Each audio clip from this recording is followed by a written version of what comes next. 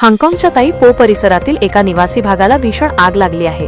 या आगीत किमान 44 जणांचा मृत्यू झाला असून 45 जणांची प्रकृती गंभीर आहे।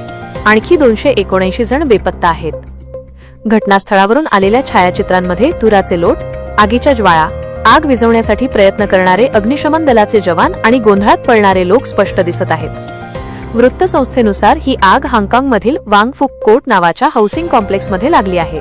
या कॉम्प्लेक्समध्ये 8 ब्लॉक्स असून एकूण 2000 फ्लॅट्स आहेत। हाँगकाँग सरकारच्या माहितीनुसार वांग फुक कोर्टमध्ये ही आग दुपारी सुमारे 2:51 भडकली आणि त्यानंतर अग्निशमन विभागाला कळवण्यात आले।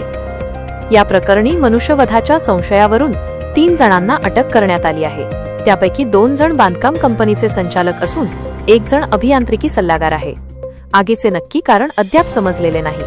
मात्र पोलिसांनी सांगितले की घटनास्थळी खिडक्यांना अडथळा आणणारे पॉलिस्टायरीन बोर्ड आढळले आहेत। इमारतीत नूतनीकरणाचे काम सुरू होते आणि या बोर्डांमुळे आग वेगाने पसरली असावी।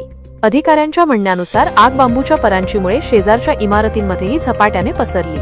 आज सकाळीही काही टॉवर ब्लॉक्समधून धुराचे लोट निघत आहेत। मात्र 8 पैकी 4 इमारतींमध्ये आग नियंत्रणात आली आहे।